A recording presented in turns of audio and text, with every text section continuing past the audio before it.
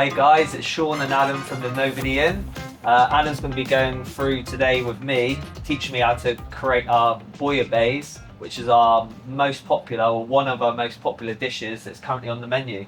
So Adam, show me the ropes on how to make this. Beautiful, yeah. So where we're going to start is we're going to make our fish stock, which is the fundamental part of making this a quality tasting dish. Yeah. So what we're going to do first is just prep some vegetables that we've got in front of us, and then we're going to cook them slowly with some fish that we've got, all right? Yeah, perfect. So if you start off by just chopping me up 3 of these, Yeah. and there's no right or wrong way of doing this because the whole vegetable is going into this. Okay. Because all this is flavour. Yeah. So all you want to do is just to cut it into small pieces. If I do one next to you, yeah, you can see what we're doing then. So literally just slice down through it so you've got small pieces like that all the way.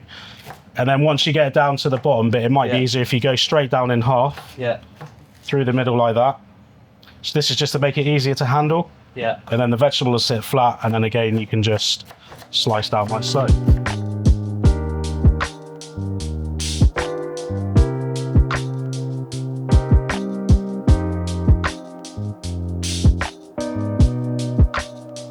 So if you do another one of those fennel, I'll make a start on the leek. That's the one. Fennel? That's fennel, yeah. So that's going to give it a really nice aniseedy flavour. I always wonder what a fennel looked like. Yeah, that's what it looks like basically. It's I a actually thought beautiful it was vegetable. I didn't realise it was actually a vegetable. Yeah, it's absolutely stunning. The flavour profile is really good, and the tops, you can use those in salads and things like that, but because they give such a good flavour, that's why we're going to use it all in the actual fish stock itself. It's all about getting as much flavour into it as possible. And that's the reason we're cutting it fairly small, so that we can extract as much flavour into the fish stock as possible. Beautiful. You just chop it now. I'll make a start on the carrots. So all we're going to do with these is literally just peel them. Some chefs wouldn't, but I just prefer to be honest. Take the skins off and then remove the top. Where's all this vegetables from? So this is all from Frank Mann's, who are based in the Torbay area. Really good, reputable company I've been using for many years. Yeah, they've been going for a long time. Yeah, many years. They've always been around the Torbay area, but they've really expanded out, which is why we're using them, which is great. So next one is the celery. So if you literally just start slicing down that like you did the fennel, you got it into reasonably small pieces, that'll be amazing.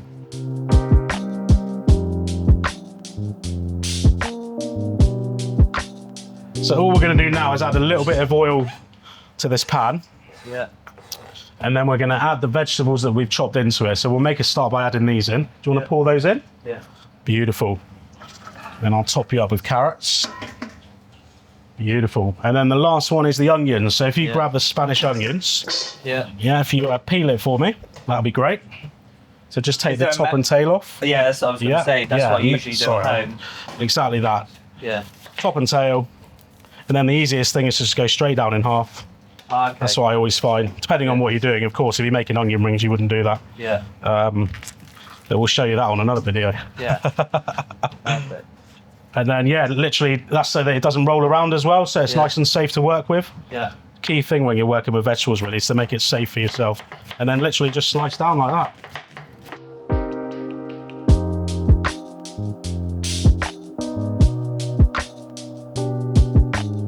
So we're just going to turn the heat up a little bit.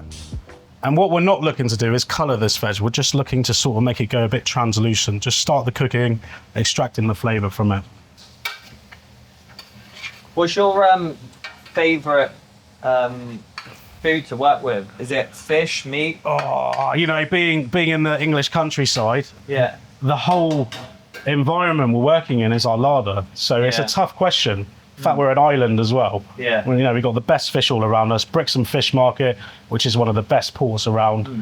We've got deer running through the woods. I see them on the way to work. It's just like seeing the animals that you know are going to be on your menu.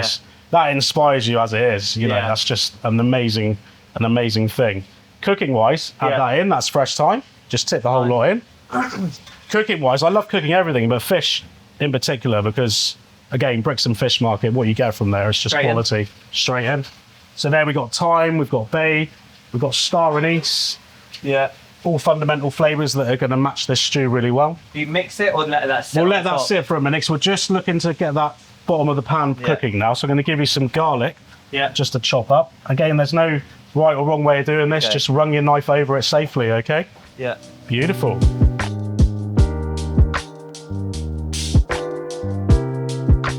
So while you're prepping that, I'm just going to get some of the fish out that we're using. Yeah. So we've got some frames here that we got from Right Bros this morning. So here we've got a nice bit of hake. You can see the bone structure on that. Really hard fish to fillet because it's got the ribs that come out like that. Then that matey made it look so easy. Oh, didn't he just? He was very skilled, very skilled. And there we've got a John Dory straight in. Go for it and give that another stir. That'll be great. Yeah. And then here we've got our little red mullets. And you notice they've still got their heads on and their eyes, everything. Yeah. You know, this is key to flavour again. We're trying to get as much flavour into this dish as we can. Beautiful, that's looking good. So we are ready for our fish. Nice. So if I hand this tub to you, then you can just pour that straight in. Yeah. All I've done to this is just washed it, and that's it. Cool. So the next thing to go into that is white wine. So I'll let you pour that in. All of it? All of it, whole lot's going in. I would always cook with something I would drink with as well. And then all we add into that now is our liquid, which is our water. Yeah. And we always use cold water because you want to try and prevent the stock from going cloudy. Okay. If you were to add hot water into it, it'd be quicker, but you run the risk of having a cloudy stock at the end of it. Okay, cool. So all that needs to go into there now is our parsley stalks. And then that lemon, if you just literally slice that down, there's no right or wrong way of doing this, just straight down's fine. Straight down the middle. Yeah. This is just going into the stew whole, so we just pop those in. That's going to give it that nice sort of citrus flavour we're looking for. Yeah. Have you learned to cook something like this? Is this something you've been taught by another chef? Yeah, just learning from other chefs, really. Yeah. I mean, a really good tool now is online, really, isn't it? I mean, that's what all the youngsters are doing and learning how to cook. Yeah. You know, we also put the end of the celery in as well because that's all flavour. Okay, cool. Yeah, so YouTube's a great tool. Yeah. You know, if I'm looking for a bit of inspiration, I'll always have a little look in there and see what people are doing. Yeah. See what the new trends are. Yeah. So we're going to move that one back now. That's basically everything in there for our fish stock. Yeah. So now we're going to make a start on the actual fish stew base. So this is the stock. Yeah. Now we're going to start the base. Okay. Yeah. So if you grab the onion. Yeah. Again, if you peel that. Yeah. And then just slice it like you did before, that'll be perfect. I'll do the leek. So similar vegetables going into the next stage of this as well. Yeah. So we've got our leeks, onions, fennel, carrots. We've also got orange going in there as well, which is quite nice. Orange? Yeah, not a lot of people would use orange. They'd use a Pernod or lemon. Okay. But I just find orange works really, really well in it. Nice.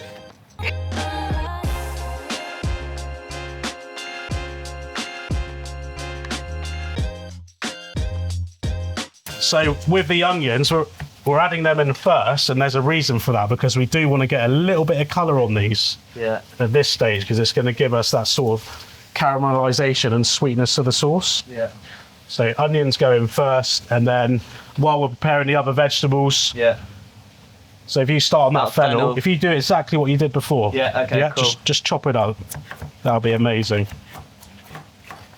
And it's nice that we're utilising sort of offcuts and things for other dishes, like the top of the leeks for the leek oil that we're going to garnish it with. Yeah. It's about being clever with your ingredients, really. Yeah. And trying not to waste too much because food costs are just extortionate at the moment. But yeah, it's about using as much as you can.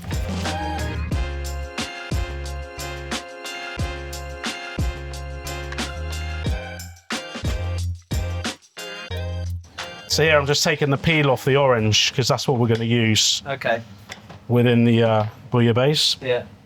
I've got my carrots, my leeks, so if you keep going with the fennel as well. All of these, yeah? Yeah, we're going to go for it now.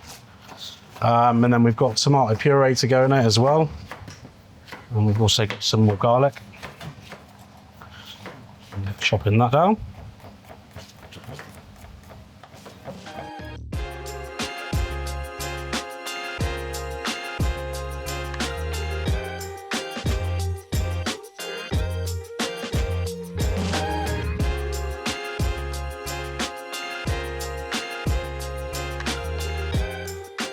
What we're going to do now is just chop up some tomatoes, basically.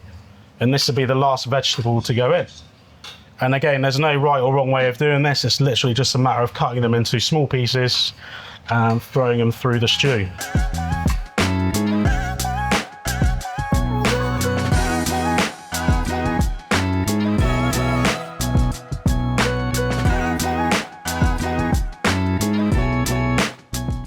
And then again, more wine. So yeah, plenty of alcohol going into this, which is good. What we'll do is add the wine in and reduce it down just to remove the alcohol. Yeah. Because what we're looking for is the flavour of the grape within the sauce. Yeah.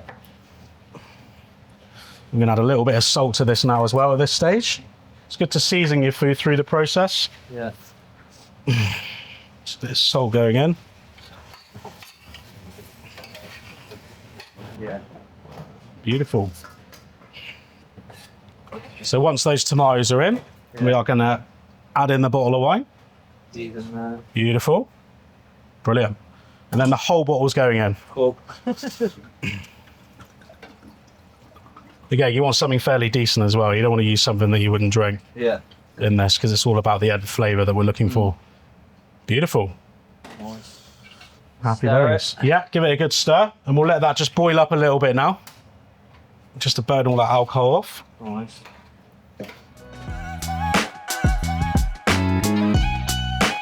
So now we're going to add in our tomato puree. So if you add 50% of that into this.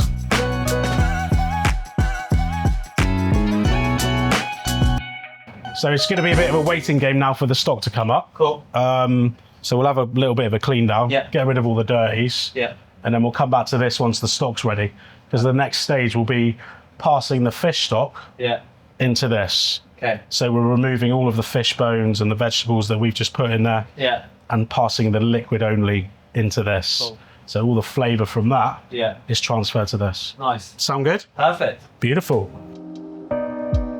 So we're at the stage now where we're going to start skimming this off. You can see these sort of impurities coming to the top of the stock. So all we do with this is have a bowl ready and literally just run your ladle around like this, and it just sort of catches it. So you're not pushing the ladle down too much. No. You're just sort of skimming it across the top. Just go around the edges, collect all that up. And we're going to let that stock simmer now as it's come up to temperature for about 20 minutes, 25 minutes. Which then we'll pass it into the base that we made. Perfect. Beautiful. So here we got our selection of fish that we're going to use within the bouillabaisse. Yeah. So we've got our beautiful John Dory, monkfish, a little bit of red mullet, scallops, and our mussels. Yeah. The way of testing the mussels are okay is just to give them a little tap, and if they don't close up, it means that they're not happy. But these are all good. On this one here, the monkfish, you see that bit of membrane? Yeah. We're just going to have to remove that. So I'm going to bring this board over. And there's a really easy way of doing this. You just literally turn the fish on its back like that. Yeah. Come in like that. And then run your knife down the fillet. I'm just grabbing that. Pulling. Yeah, and that just removes that sort of membrane. Flip it over. Just check we've got it all off. A little bit there. That's quite chewy. Yeah. That's why it's important that you remove that. Yeah. Otherwise the customer's not going to have a great experience with that. Yeah. And I'm going to cut that into sort of bite-sized pieces. So we'll cook this up now if you're happy. Yep. So we'll turn this one on to about 1,000. That's going to get a good amount of heat in there. There's your oil. Put some in. Yeah, about a teaspoon of oil. And we're just going to let that get a little bit hot. And again. Beautiful. Perfect. So all we'll do now is if you lay each piece of fish fillet that's got skin on, skin side down, that's it. Lay it away from yourself. Beautiful. So put some just oil straight down, down. That's it.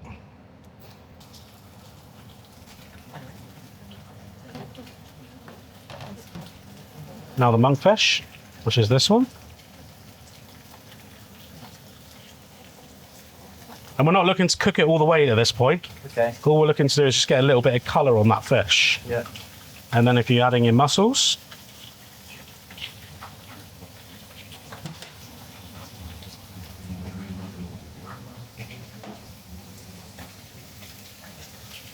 and then what we're going to do is add in 2 ladles of the sauce. And this is the bouillabaisse sauce that we've just made, basically.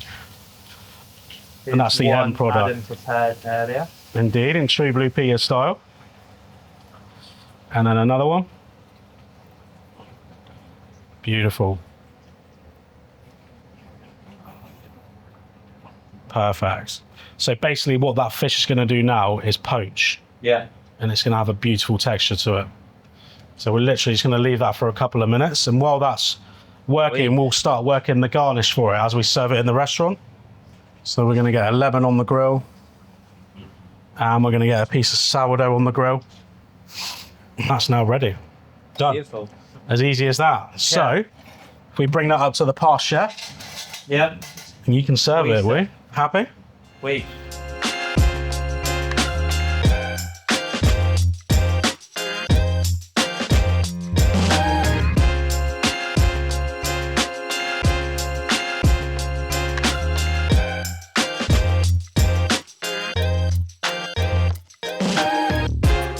Now the best bit, I get to eat it. And I started already preparing and having a nibble because I was waiting for Joe and I got bored. It looked too good. So let's see if I actually cooked it to the same standard. Good sauce. We'll see you next time.